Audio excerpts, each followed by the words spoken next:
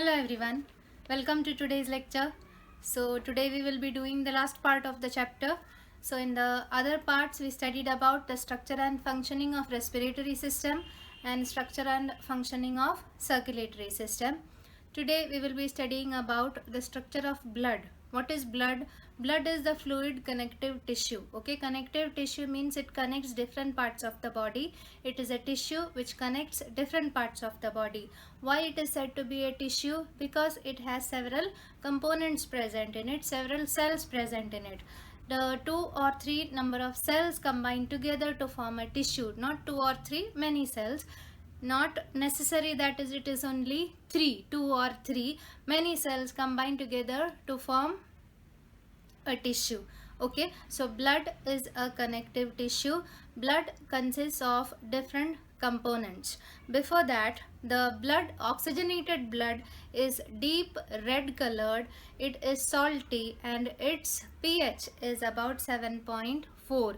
These are the points on page number 79 which are asked as objectives, which has to be underlined. Okay, now we will see the components of blood. I have written the components of blood. The main components of blood is plasma and blood cells.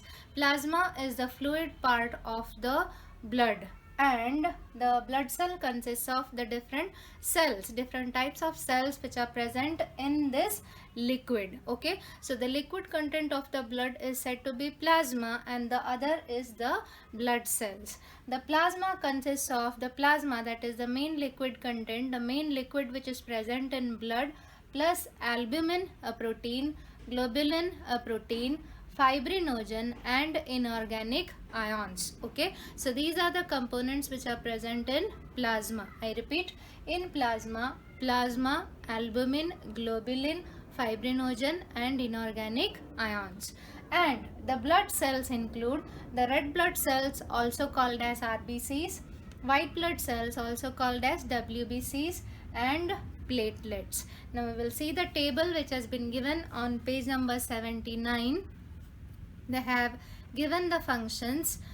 Plasma, it is a pale yellow clear and slightly alkaline fluid. Okay, it is a slightly alkaline fluid. It contains 90 to 92% water, 6 to 8% proteins, 1 to 2% inorganic salts and other components. Okay, so it consists of 90 to 92% water, 6 to 8% proteins, 1 to 2% inorganic salts and other components. Okay, now we will see the two types of proteins, the different types of proteins which are present in plasma, that is the B component, albumin. It distributes the water all over the body. It is a protein. Albumin is a protein which distributes the water all over the body. Globulins help in protection. Fibrinogen and prothrombin help in blood clotting. What is blood clotting? Blood clotting is a process which takes place to prevent the blood from losing from the body. Okay, when there is an injury, there is a cut, the blood vessels are cut and the blood oozes out of the blood vessels.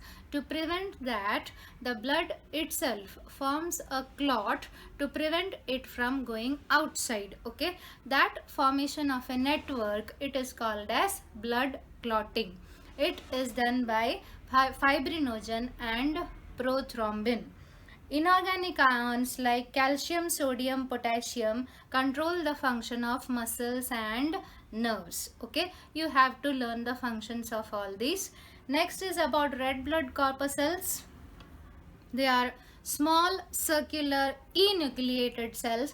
Enucleated means they do not have a nucleus. Why they don't have a nucleus? So that it can carry more amount of oxygen. Okay, that much of space is not taken up by it is not taken up by the nucleus. If there is no nucleus, that much space is available. We can think like that. Okay, so it is enucleated. These cells appear red due to hemoglobin. That point you may underline. The color of blood is red due to hemoglobin, which is a pigment present in blood and it helps in transport of oxygen. Okay, oxygen dissolves in blood due to hemoglobin. 50 to 60 lakh RBCs are present in each cubic millimeter of blood. RBCs are produced in red bone marrow, a very important point, objective question. RBCs are produced in red bone marrow and live for about 100 to 127 days. Okay, so it remains alive for this many number of days. After that they die and it goes to liver, where it is broken down and it is removed out of the body through blood. Okay, through blood it is removed out of the body. You don't have that process, but you have to remember, you have to note that they are having a life period. Who? RBCs are having a life period. It is from 100 to 127 days. Where are they produced? Where are the new ones produced? The new ones are produced in the red bone marrow. White blood cells or WBCs, they are large nucleated colorless cells. 50 to 10,000 WBCs are present per millimeter cube of blood. 5 types of RBCs are present: basophils, eosinophils, neutrophils, monocytes and lymphocytes. It is a very important point. What are the different types of WBCs? WBCs are also produced in red bone marrow. WBCs act as the soldiers in our body. They are the soldiers. They fight against diseases. Function. These cells attack the pathogens. What are pathogens? Disease causing organisms are pathogens, and it is the WBCs who fight against the pathogens entering our body, and they protect us from microbial diseases. Next is platelets. These are extremely small and disc shaped. 2.5 to 4 lakh platelets are present per millimeter cube of blood. Function. Platelets participate in blood clotting process. Okay, so these are the components of blood. What are they? Plasma and blood cells. Plasma consists of plasma, which is mainly water plus proteins and other inorganic salts. Albumin, globulin, fibrinogen and inorganic ions. You have to learn the functions of all these. Blood cells are RBC, that is red blood cells. It is produced in red bone marrow. It is red due to the presence of hemoglobin. Hemoglobin helps in transport of oxygen. Okay, and its life period is about 100 to 127 days. WBCs, it is also produced in bone marrow. Okay, there are 5 types of WBCs: basophils, eosinophils, neutrophils, monocytes and lymphocytes, and platelets. You have to learn the functions of all these also. Okay, now we may move on to the next topic, that is functions of blood. There is a box given on page number 80. You have to learn that box also. I have written only the headings of the in the box. Okay, even if you learn the headings, it is enough, but it depends on your teacher. Okay, the answer, in which pattern she needs the answer. Transport of gases, that is the first function of blood. Transport of gases. Okay, you have already studied that who carries oxygen to different parts of the body. Blood carries oxygen to different parts of the body. So oxygen is carried via from lungs to different parts of the body through blood. Okay, with the help of blood. So that is the function. Second is transport of nutrients. That also you have studied. The blood transports glucose. It absorbs glucose from the digestive system, and along with glucose, other nutrients also are also transported from digestive system to different parts of the body, to each and every cell of the body. Next is transport of waste materials. Now, what are the waste materials? Mainly carbon dioxide and water vapor, due to cellular respiration, which is produced in each and every cell. The cell does not need carbon dioxide and water vapor, so it gives it back to blood. Okay, and the blood carries it to the lungs and it is given out of the body. Similarly, the different waste materials, nitrogenous waste materials like urea, ammonia, creatinine, which are produced in the cells. These are the nitrogenous waste materials which are produced in the cells. they are also to be removed from the body. You cannot store it in your body, so it is carried to kidney with the help of blood. Okay, so and it is removed through urine with the help of kidney. Okay, so it helps in blood helps in transport of waste materials. Next is protection. WBCs produce antibodies which protect the body from different diseases. It helps in fighting against microbial diseases. Next, transport of enzymes and hormones. Now, hormones and enzymes, these are some chemicals which are produced in different part of the body, but it is needed in different part of the body. Okay, for example, growth hormone is produced in your brain, in the pituitary gland, which is situated in your heads, but it is not only your head which is growing, your complete body grows. Okay, that means, it is just an example, that means the growth hormone has to be has to be transported to different parts of the body, to the complete body. It is done with the help of blood. Next is thermoregulation. Our body temperature is 37 degrees Celsius. It never changes. Okay, it even if it changes, that means that our body is going on, some reactions are going on in our body. Either it might be fighting against some diseases, or it might be some type of disorder or anything. Okay, so our body temperature is 37 degrees Celsius. That has to be maintained. Okay, it has to be kept as 37 degrees Celsius. It is kept 37 degrees Celsius with the help of vasodilation and vasoconstriction. Vasodilation and vasoconstriction is the dilation and constriction of blood vessels. Okay, you don't have what it is, you have to just remember that the body temperature is maintained by vasodilation and vasoconstriction of blood vessels. Okay, that is called as thermoregulation. That is why the function, it is said to be a function of blood. Next, maintenance of balance of different minerals like sodium, potassium in the body. It has to be maintained, and that maintenance is done by blood. If bleeding occurs at the injury, platelets and a protein called fibrinogen of the blood form a clot and seal the injury. Okay, so that is blood clotting. That is also the function of blood clotting. So what are the functions of blood? Transport of gases, transport of nutrients, transport of waste materials, protection, transport of enzymes and hormones, thermoregulation, balance of minerals, and clotting of blood. You may write these in your notebook itself and study accordingly for functions of blood. Now the next is blood group. Okay, so you are familiar with the term blood group. There are 4 basic blood groups, that is A, B, AB and O.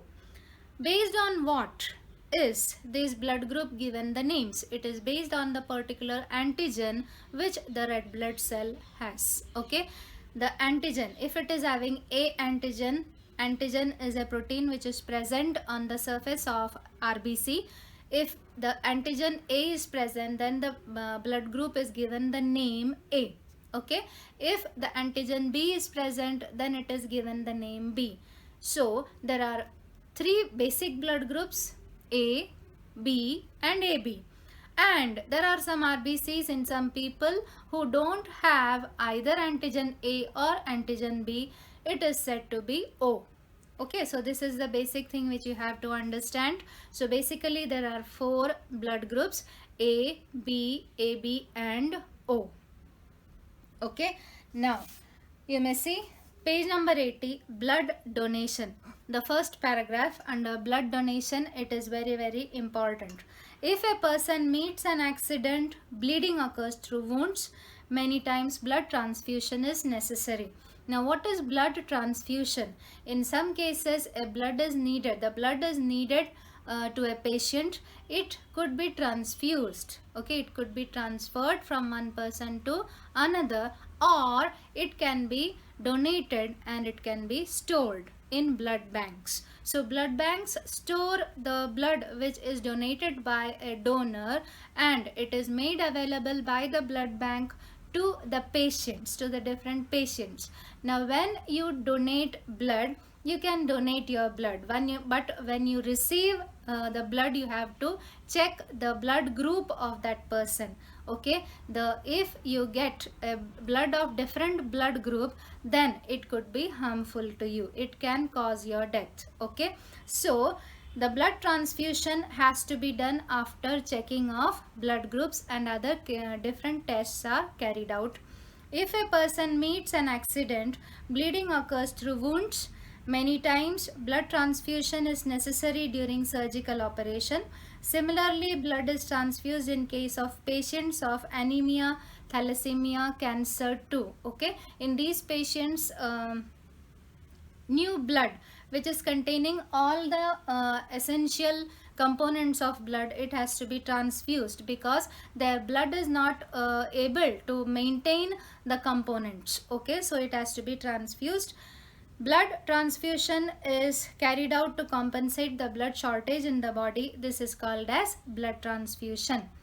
Towards the right, from where the blood is supplied for blood transfusion, it is transferred from blood banks. So you know what do you mean by a blood bank. In a blood bank, different groups of blood are stored. One thing I forgot to tell you, it is about Rh positive and Rh negative. Now Rh is a factor which is present on the RBC. If the factor is present, then the blood is said to be Rh positive. If the factor is absent, then it is said to be Rh negative. Okay, so if the person is having antigen A and Rh factor, then it is A positive. If the person is having antigen A but no Rh factor, then it is A negative. Okay, if the person is having antigen B and Rh factor, then it is B positive. If the person is having B antigen but no Rh factor, then it is B negative. If the person is having antigen A and antigen B and Rh factor also, then the blood group is AB positive. If the person is having antigen A, antigen B but no Rh factor, then it is AB negative. If the person is not having antigen A or antigen B but he is having Rh factor, then it is O positive. Okay, and if the blood group is not having antigen A or antigen B, or even Rh factor is not there, then the blood group is O negative. Okay, so in A blood group, it could be A positive or A negative. In B blood group, it could be B positive, B negative. AB blood group, AB positive, AB negative, and O blood group, O positive, O negative. It depends on the Rh group. If Rh group is present, then it is said to be positive. If Rh group is not there, Rh factor is not there, then it is said to be negative. Okay, now AB is said to be universal recipient, because those patients can receive the blood of any blood group. Okay, and O is said to be universal donor. Okay, these 2 points you may underline in the last paragraph of that chapter. Now there is a box below. Blood groups are hereditary. Okay, it is hereditary. It is passed on from one generation to the next. That means it depends the blood group of your father and your mother. Okay, how it is transferred, that you might understand in standard 9. Next, person who donates the blood may be recipient in future, and blood donation is always life saving. Okay, that means if you are donating blood, your blood will be built up within 24 to 48 hours. Okay, but it could be life saving. You are saving the life of somebody. It might be returned to you in future, you cannot say. Okay, so it is said to be life saving and one of the good act. Next, page number 81. blood pressure. Now what is blood pressure? There is a point in the textbook, you may underline that. Due to contraction of heart, pressure is exerted on the wall of the arteries and it is called as blood pressure. Okay, now when the blood is being received or when the blood is being pumped, it has to be received or pumped with a particular pressure so that it is pumped to all over the body. Okay, it has to be pumped, isn't it? As it has to be pumped, it needs some pressure. So that is why heart is a pumping organ.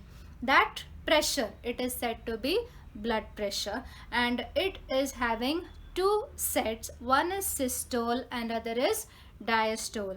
Do you remember I had discussed it in the other lecture? What do you mean by systole and what do you mean by diastole?